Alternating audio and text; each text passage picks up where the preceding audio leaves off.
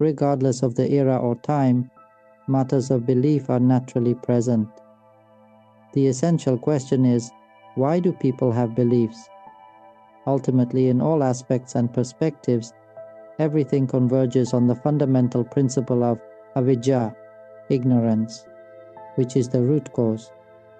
The reason we believe is because of avidya, ignorance.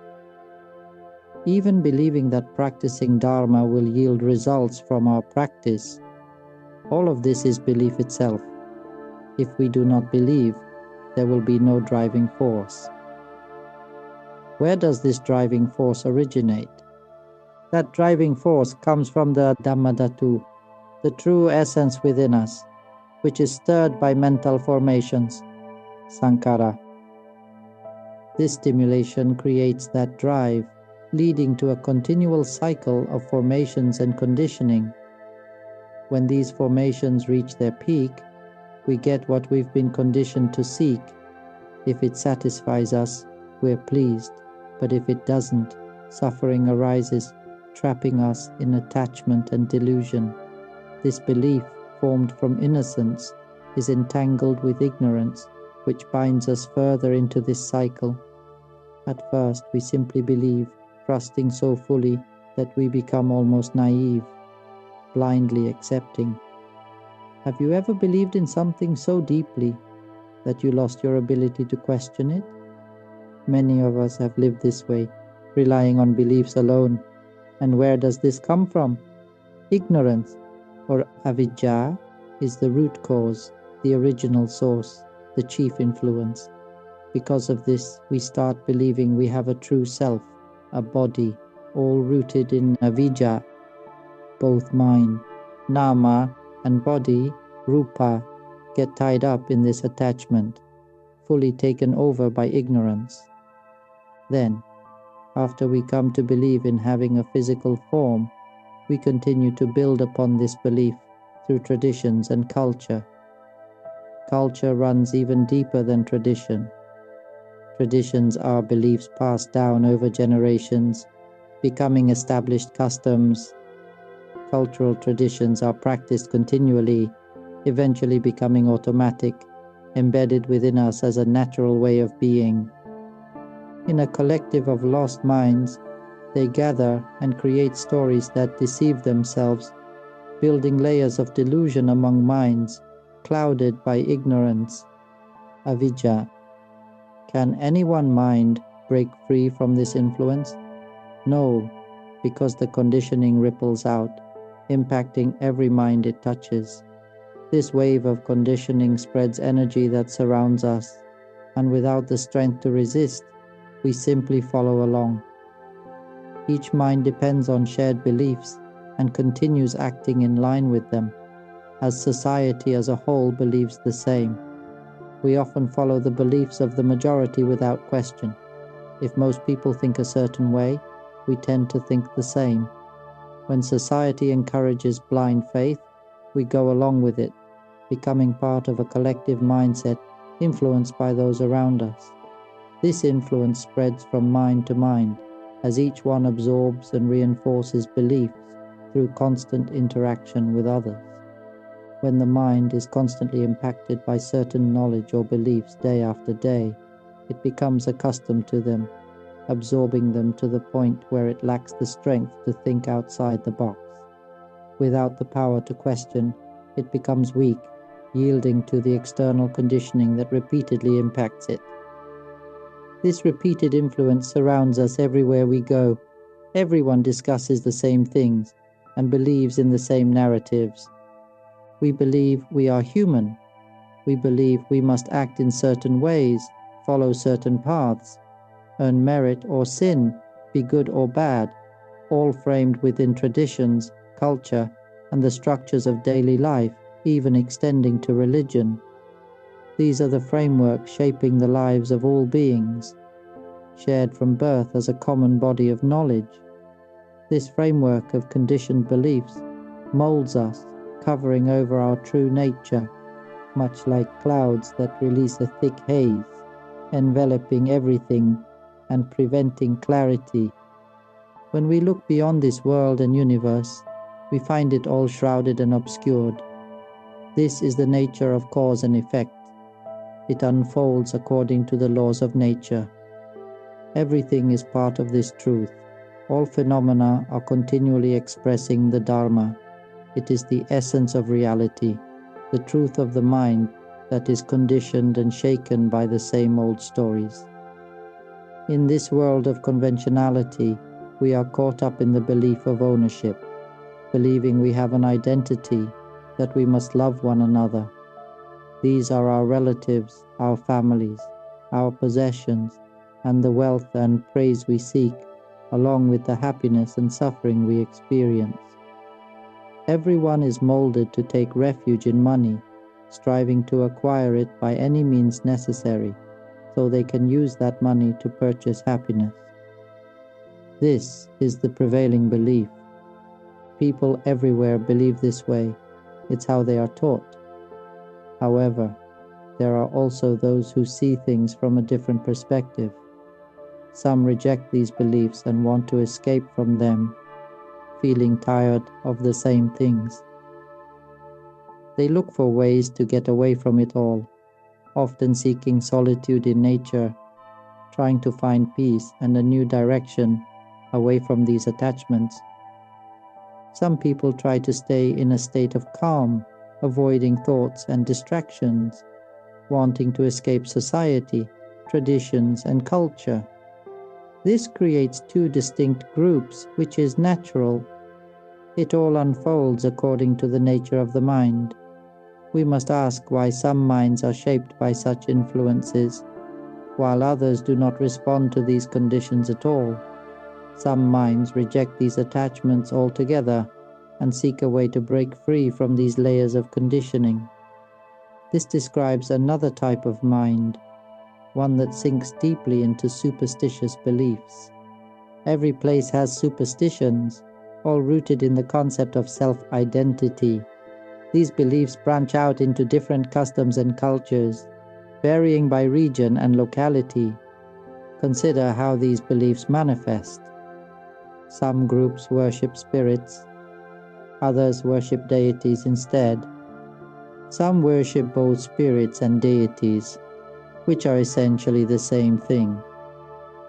Another group worships religious figures of various kinds. Each has their strict rules of worship. You must bow this way, not that way. You must kneel like this. Your hands must be pressed together just so. You must bend your body in this particular manner. Is this natural law, Dharma? In a way, yes. It follows the natural causation of belief systems. People create and shape these beliefs themselves. It's the nature of minds trapped in ignorance to believe in a permanent self, get lost in these forms and rituals, experience happiness and suffering based on these beliefs. Some individuals seek to escape the endless cycle of conditioning by leaving society altogether. They withdraw from cities and villages to live in solitude, in forests and mountains, or as recluses, monks, and ascetics. Through various practices and self-discipline, they distance themselves from the worldly influences that perpetuate attachment. These individuals aim to live independently, free from the entanglements of social expectations, choosing a path focused on self-discovery and detachment. Are these two forms one and the same? Indeed they are. Both are mental formations, sankhara. While there are many aspects of Dhamma, truly all of these many aspects share one common truth. Who can see that within everything there exists something identical? Consider all material forms, rupa, the faces and forms of humans and animals that we perceive as different. Yet there is one thing that remains identical in all these forms. They are all merely form, rupa. It is merely form, simply the element of form. This is what they all share in common. Everything here is the element of form. This is their sameness. Who can see this sameness? Those who can see that all forms are one and the same. This is the middle way. At this stage, one might come to realize that all beings, male and female, human and animal, land creatures, aquatic life, birds and subterranean beings, are in essence the same. The forms may vary in appearance, yet fundamentally they are unified as form, rupa. Humans and tigers, people and trees, clouds and humans, stars and humans, all are manifestations of the same fundamental nature. Who can see that they are all one and the same? This is the middle way, Majjhimā Paṭipadā. The Buddha taught that all forms, or rupa, are fundamentally the same because they share a common elemental nature. These forms, whether they appear as humans, animals, plants, or even inanimate objects, are all composed of what can be termed form elements, rupa dhatu. They are perceptible aspects of the material world, representing the visible and tangible expressions of nature. A wise person sees unity in all things, and with this understanding they cease to divide. When we stop dividing, there's no longer the chaos of favoritism or bias, no loving one side and hating the other. This cessation of division leads to peace and equality, where everything is perceived as one and the same. In this oneness, all beings are equal, young, old, disabled, male, female. Each is inherently valuable. This equality is a reflection of true Dharma, a universal truth. Who then can see in this way? To recognize this unity is to live with compassion and wisdom, seeing beyond superficial differences and treating all with equal respect. Whether one is ordained or not doesn't matter. The ideas that men have more merit, or that women have less merit, or less spiritual potential, none of this matters. Don't use these things as arguments. If you find such claims in any text, consider what the author was trying to communicate and why they wrote it that way. People who only read texts can never truly understand Dhamma. They get stuck in mental formations and unknowingly disparage the true Dhamma. This causes their eye of wisdom to become blind. Their knowledge becomes like blank palm leaves, empty. This is just form. If we can see that everything is merely form, we will make no discriminations. It's just a mass of form, a mass of elements. A dog is one mass of elements. A human is one mass of elements. Whether male or female, it's merely one mass of elements. Whether rich or poor, we are all but aggregates of elements. One man is called wealthy, another is called poor. But where lies the true difference? They are just forms, aren't they? Why do we praise one and belittle the other? Why create divisions of superiority and inferiority?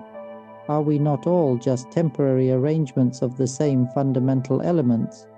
Who among us can truly see that we are all simply manifestations of the same basic elements of existence? Seeing it merely as a collection of elements creates equality. There is no love for one side or hatred for the other. No divisions at all, no discrimination whatsoever. This is the simple, natural Dharma. This is Majjhimā Paṭipadā, the middle way, but not in the commonly misunderstood sense of merely choosing a path between extremes. Rather, it's about seeing the underlying unity and sameness of all phenomena. It is not merely a path of moderation. It concerns the realization that all things are one and the same. Are the thumb and little finger the same? Those who see the thumb and little finger as one understand the middle way. Do you see the positive and negative as the same? That is the middle way. How does this explanation feel? Can we let go here? Can we extinguish suffering? Yes, we can. This reduces our attachments.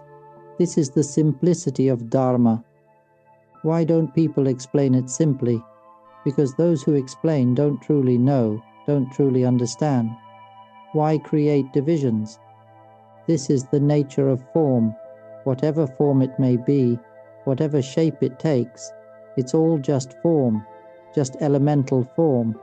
Whether earth, water, wind, or fire, they are one and the same, merely elemental form.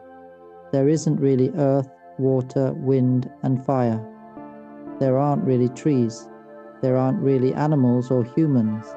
There is only elemental form, everywhere. Everything is simply form, elemental form.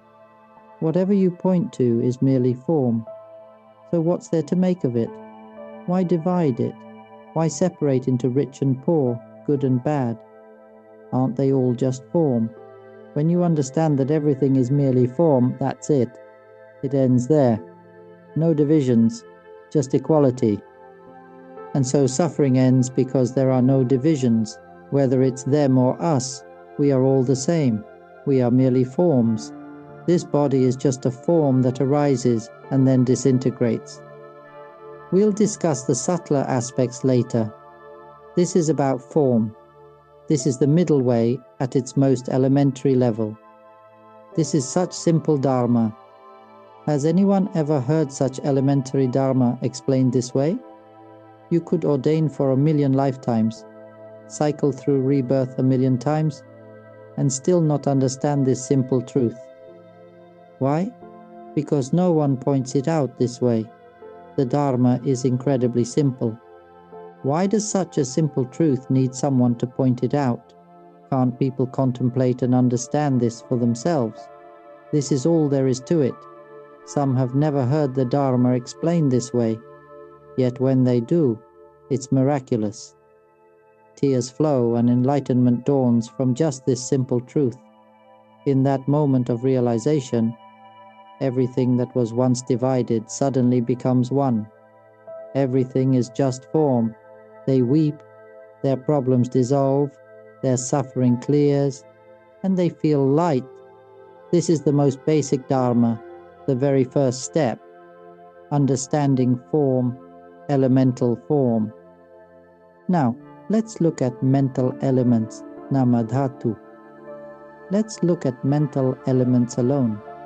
Nama refers to the intangible aspects of existence, encompassing any quality or characteristic that cannot be physically touched. These intangible phenomena include emotions, thoughts, and consciousness itself. For example, consider energy or cell phone signals. These signals can transmit messages and information, yet they remain invisible and intangible. Just as we can communicate through these signals without seeing them, Nama embodies the qualities that influence our experiences but are not directly observable. That is Namadhatu, mental elements. Let's look inward instead. This sound we're speaking now, can you touch it? No, you cannot. Does it have any real substance? No, it doesn't. When it has no substance and cannot be touched, that should be the end of it. This sound has no self, yet we know it exists. So we give it a value called sound for communication. This sound is Namadhatu. This sound, each of us assigns value and meaning to it, whether we express love, anger, or admiration. No matter how we interpret this sound, whether we label it as animal, good, bad, wholesome, or unwholesome, it remains a singular phenomenon. Who among us can see that these concepts, such as wholesome and unwholesome, are ultimately the same? Who can see that good and bad are one? Does this perception of good and bad arise from this sound? Let's say, this apple is beautiful, and this apple is ugly. Who can see that these judgments are fundamentally the same? They cannot hold more weight than the physical form. This is even harder than understanding elemental form. With elemental form, one might need millions of rebirths to understand, but with mental elements, it's even more complex. Consider sound and mental images as we think and speak now. What images arise? One person cannot speak, another can. One person thinks and talks constantly, while another can only visualize images. Who can see that all of these are one and the same? Who can perceive their unity? Then there are emotions too. whether it's sound, images, or emotions, emotions of every kind. Who can see that sound, mental images, and emotions are one? Who could possibly see them as the same thing? And what about the knowing itself? The state of knowing, all of these are mental elements. The sounds, the emotions, the images, the state of knowing, all are simply mental elements. Nama is the characteristic of phenomena that have no physical form, yet manifest as conditions. Who can see that all of these are one and the same? As long as one sees these as separate entities, it cannot be considered Dharma. Such a viewpoint is not in alignment with the middle way, Majjhimā Paṭipadā, which emphasizes the interconnectedness and unity of all phenomena. When one does not yet see that everything is unified, they cannot be called someone who is enlightened in the Dharma. They remain in a state of division, separating things piece by piece. When you separate things piece by piece, it fragments into even more parts. Speaking of sounds alone, we might hear someone shouting in hatred while another expresses love, yet both sounds can be seen as fundamentally the same. Even the croak of a frog, the trumpet of an elephant, or a dog barking share this underlying unity. Who among us can truly perceive that these different sounds are ultimately one? Without the guidance of the Buddha, one might struggle to grasp this concept. This realization reflects the essence of the middle way, recognizing that all sounds, despite their varied expressions, are merely sound. Whatever makes the sound, it is simply sound. This is the middle way in the form of sound. Who among us can see that sound is simply a phenomenon that affects our awareness? We refer to this as sound. No matter what kind of sound it is, ultimately it is just sound. What can we derive from sound? Whether we label it as a dog barking, a duck quacking, or a lion roaring, are they not fundamentally the same? If you still perceive them as distinct, then you have not understood the essence of the middle way, Majjhimā Paṭipadā. Who can recognize that all these sounds are one? If you see that everything is merely sound, then it is just sound. No matter how it manifests, it is simply sound. This understanding reveals the essence of the middle way. It does not create divisions, and thus it is devoid of intrinsic value. It is merely sound. As for forms, we have already discussed that. Regardless of their appearances, they are just forms. Whether they are beautiful or ugly, handsome or unattractive, they are simply forms. When we do not create distinctions, we do not suffer. We neither cling nor hold on to anything. One can also transcend the stories within oneself. This is the path to the cessation of suffering. It starts from form, rupa, and moves to name, nama. No matter what type of sound it is just sound. This is the clarity of the middle way, isn't it? When explained this way, it becomes clear. Why, in this world, do we not explain things this way to transcend suffering? Anyone can criticize or blame, but ultimately, it is just sound. Whatever the sound, it is merely sound. This is where the mind perceives and accepts the truth.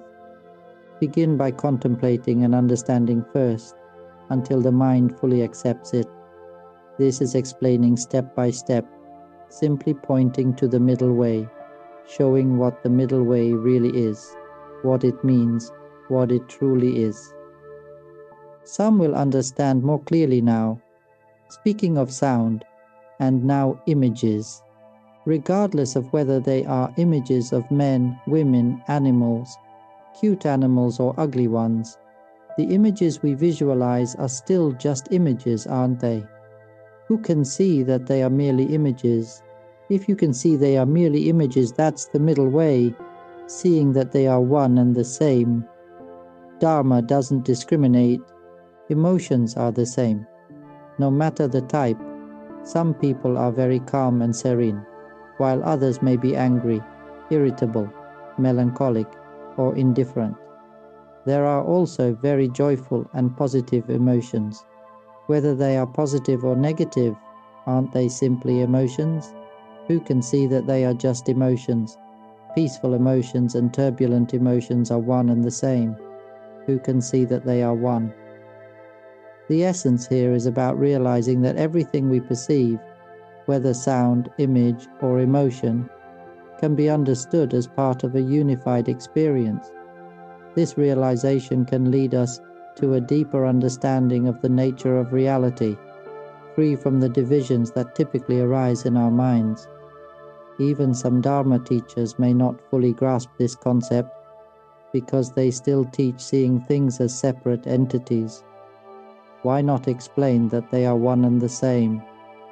Why separate them into different things?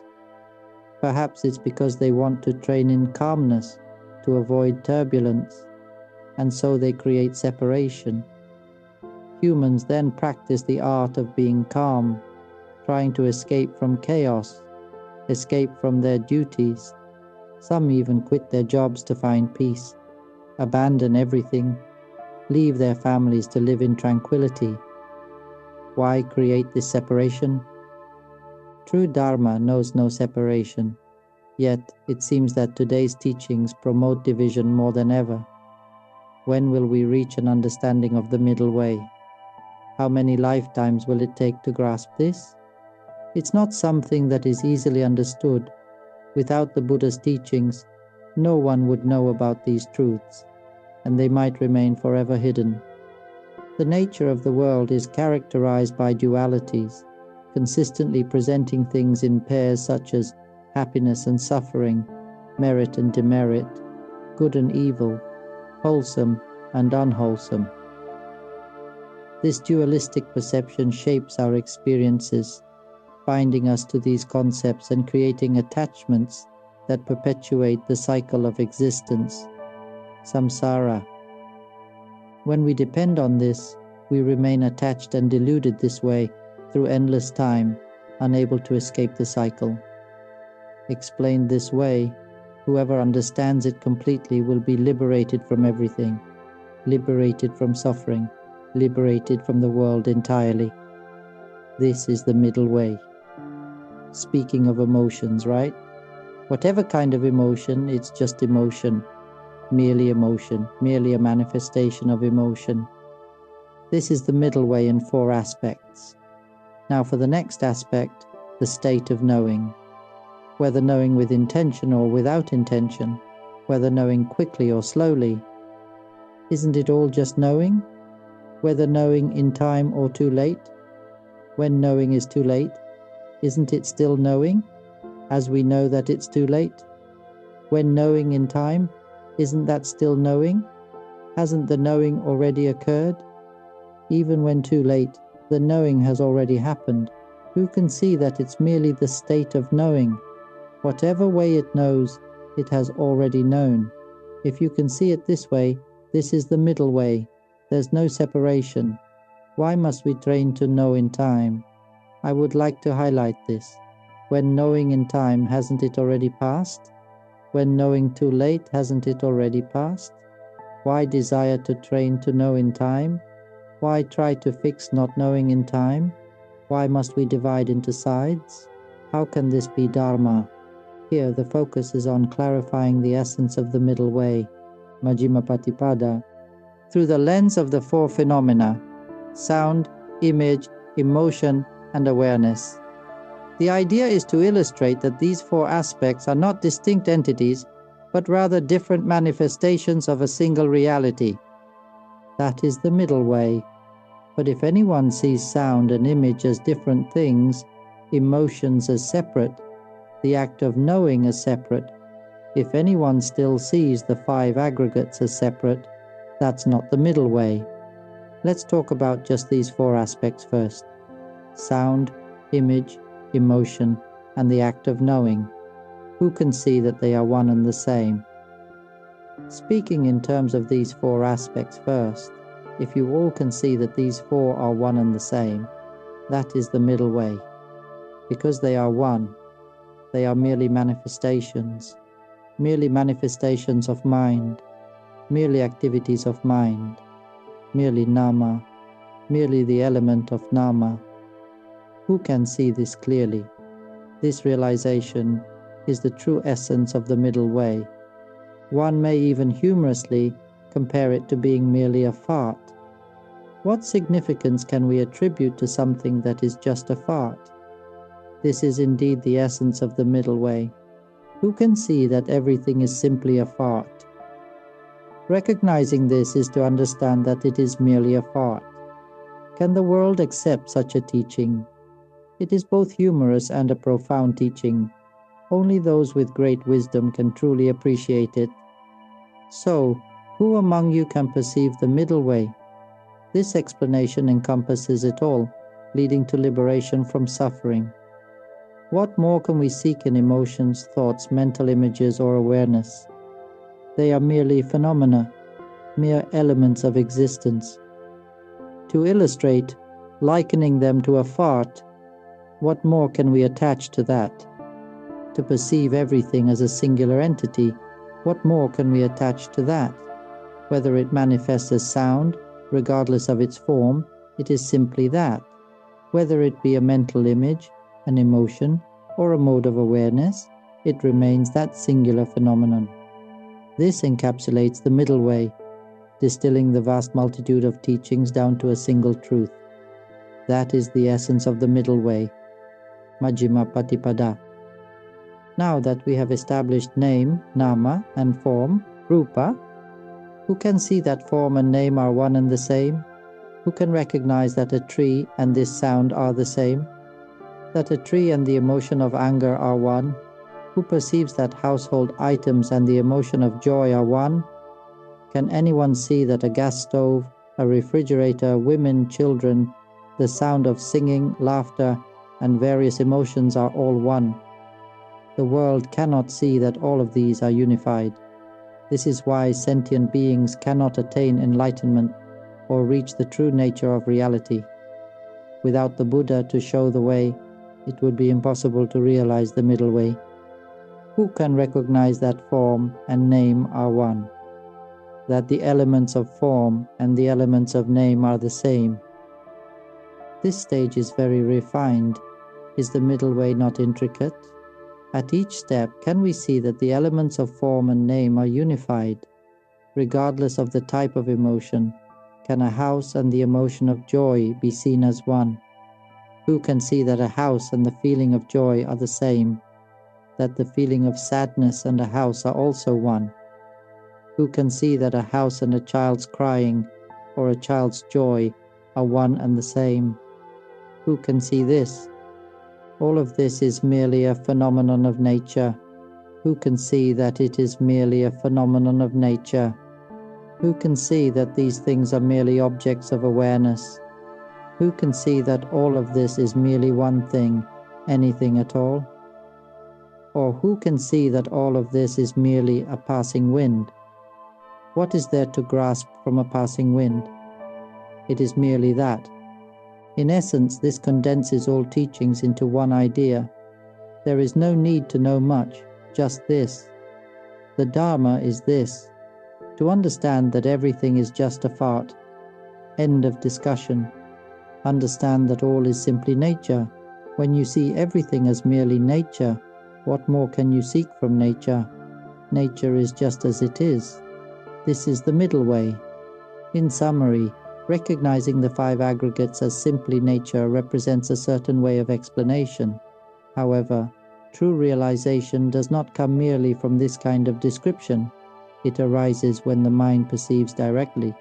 This is expressed to help the mind loosen its grasp. When the mind relaxes and sees clearly, it recognizes the truth, and thus it becomes liberated. When we understand this and live with this understanding, everything can be seen as anatta, not self, as having no inherent existence or simply as a form of nature. What exists is simply as it is. Seeing things this way, everything is just that, what it is. When you see a house, it is just a house. When you see a car, it is just a car. They do not hold any intrinsic essence beyond being what they are. The sounds you hear are just sounds. Whether an emotion or a mental image arises, it is simply as it is. Whether you are wealthy or poor, joyful or suffering, it remains what it is. This understanding embodies the essence of the middle way. When the mind recognizes this truth, it can grasp any principle that illustrates its nature. It simply is. You may refer to it as nature, or say, it is just as it is, or say, there is no real self. These are just techniques, depending on the approach you choose. The aim is to guide the mind to relinquish all distinctions, for everything is interconnected, one within all and all within one. Can all the teachings be condensed into just this? Yes, indeed. Everything exists as it is, without clinging or possession. This is the heart of the Anatta Sutta. The vast expanse of teachings, all 84,000 paths of Dharma, ultimately converge on this, the understanding that everything simply exists as it is.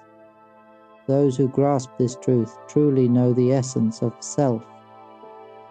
When this understanding arises, the mind instantly acknowledges it, reaching an awakening and recognizing the very nature of Dhamma. In that instant, one perceives the Dhamma element, the fundamental nature of all things, devoid of story or attachment. This is the liberation, a release that unfolds with wisdom. And this is true insight, the mind gradually freeing itself with each step of understanding.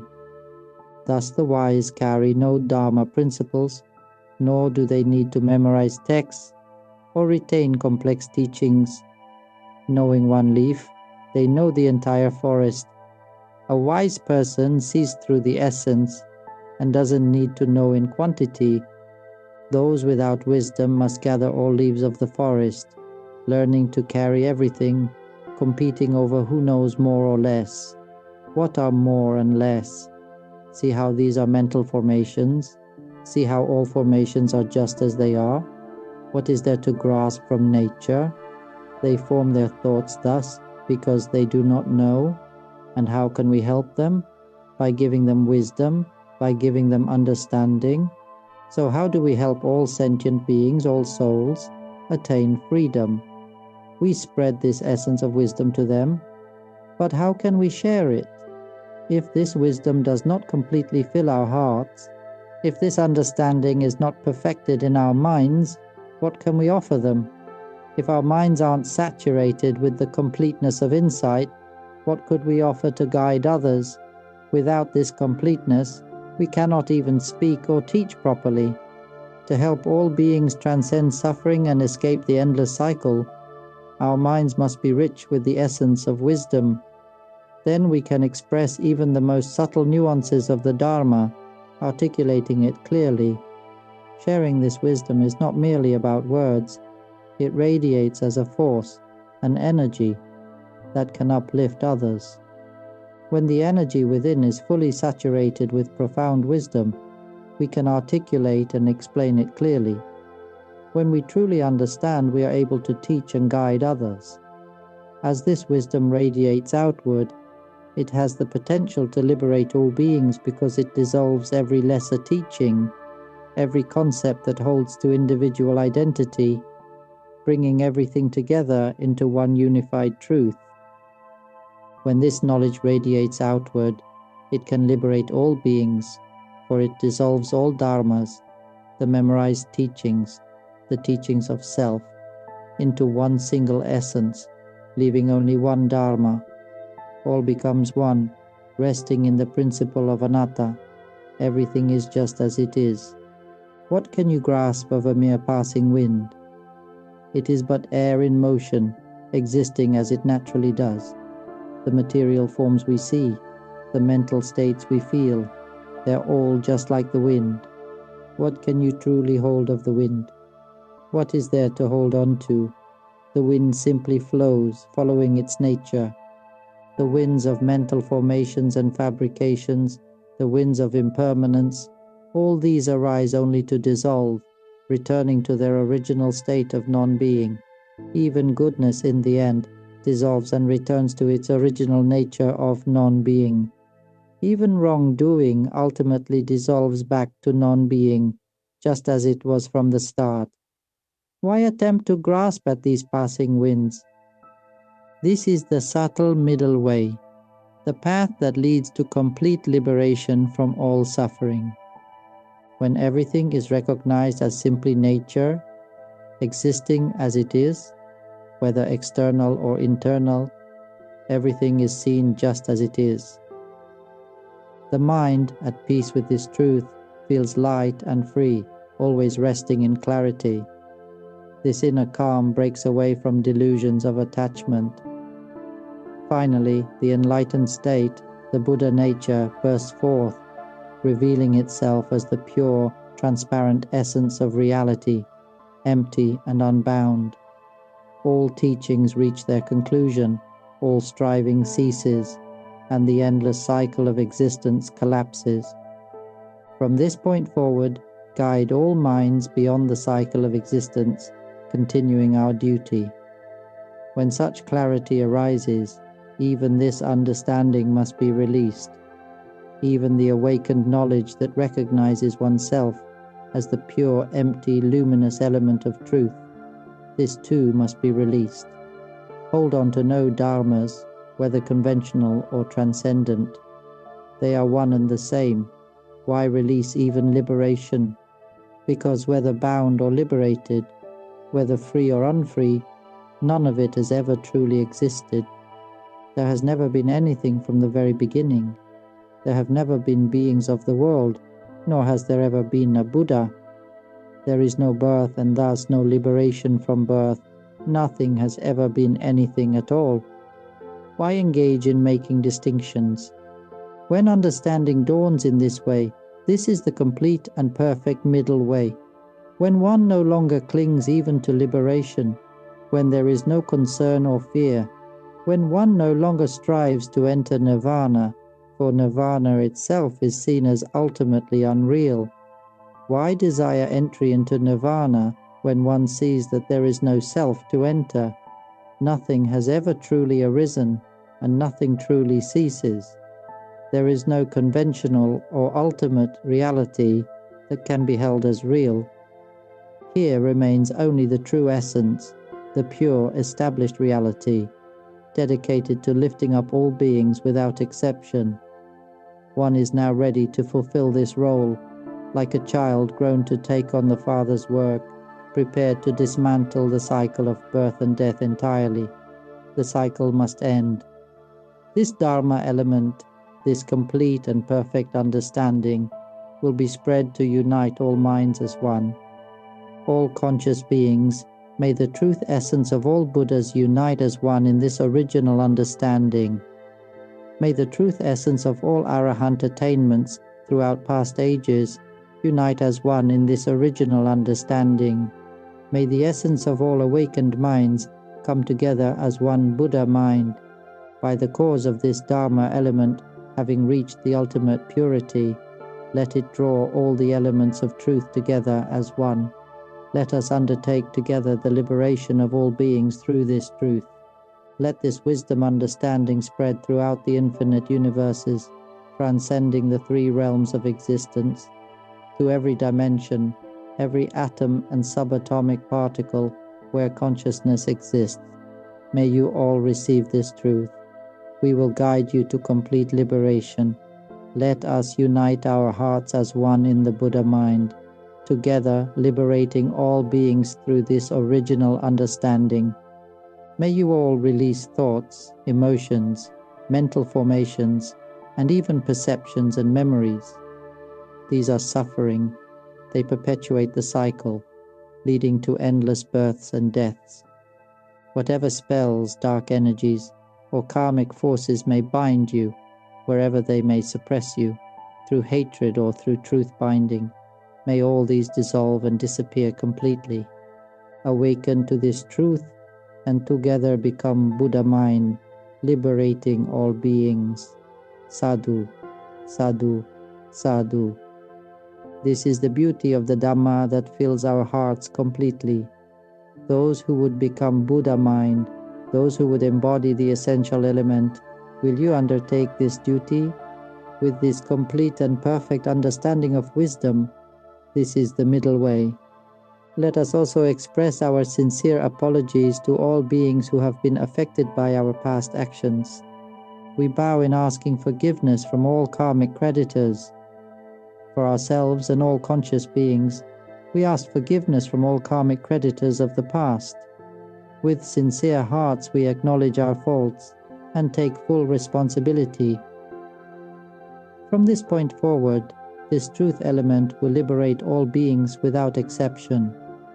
All conscious minds will unite as one in Buddha mind, together liberating all beings. No conscious being will cycle in samsara again. May all karmic creditors rejoice in these wholesome deeds. May all wholesome merits be fulfilled for all karmic creditors. May you release yourselves from the forces of hatred and vengeance. May you let go of all thoughts, emotions, states of knowing and memories, for these are suffering, these perpetuate the cycle. These are birth and self-identity that have held all of us in bondage for so long. May all of you awaken to this truth and unite as the Buddha mind to liberate all beings together. Sadhu, sadhu, sadhu.